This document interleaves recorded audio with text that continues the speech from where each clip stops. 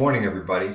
We're continuing in Exodus, and our devotionals have been the story of the nation of Israel being set free from slavery to Egypt and now on a journey, a long journey to the promised land.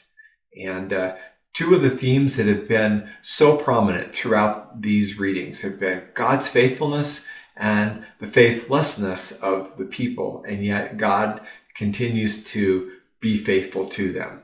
And in today's readings, both of these reach new levels. God's faithfulness is so clear. God has chosen Moses to be a strong leader, someone who can bring God's message to the people. And God and Moses have been spending lots of time together up on top of Mount Sinai. And God's been instructing Moses on what he wants. And God is setting up his new community, and Moses is going to be his leader. But he also gives them the Ten Commandments and other laws, his ways of doing life, not as something to burden them, but as life-giving measures, ways that they can know that God cares about them. And God also gives Moses instructions to build a traveling tabernacle, something that they can take with them as they journey and then set up, and it'll be a sign that God is with them throughout whatever they're doing.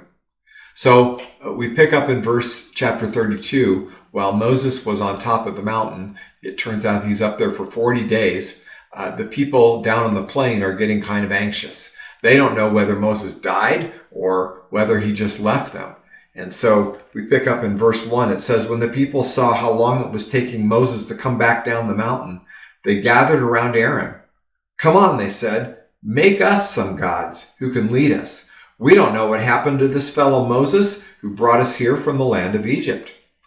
Now, we ask the question, why did the people do this? And why did Aaron ultimately agree to it? Maybe they were just reverting back to ways that they saw in Egypt. They remembered in Egypt the idol worship that they saw. Or maybe they looked around and they saw others with visible images, and they say, well, why shouldn't we have a visible image, something that we can worship, something that we can see? It's what culture is doing around us. Now, God hears about what's going on. God sees what's happening, and he sends Moses back down the mountain. And Moses obviously is not happy at all. And he confronts Aaron. And we pick up in verse 22. It says, "Don't get so upset, my lord," Aaron replied. "You yourself know how evil these people are. They said to me, 'Make us gods who will lead us.' We don't know what happened to this fellow Moses who brought us here from the land of Egypt. So I told them, 'Whoever has gold jewelry, just take it off.' And when they brought it to me, I simply threw it into the fire, and out came this calf." Well, that's kind of a crazy story. Moses, you know how evil the people are, and besides, I just threw the gold in the fire, and out came this calf. Well, all kidding aside, I can certainly relate to Aaron in this situation when I've chosen to place way too much emphasis on things that I can maybe see in my life, things that culture suggests that have become idols for me. Aaron was simply telling Moses that worshiping the idols just seemed like the natural thing to do at the time. But Moses does not let Aaron or the people get off the hook. They're accountable for their sin.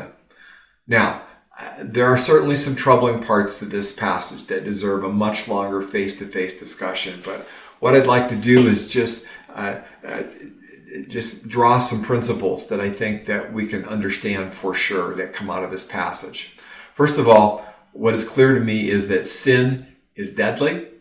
Sin separates us from God and from each other.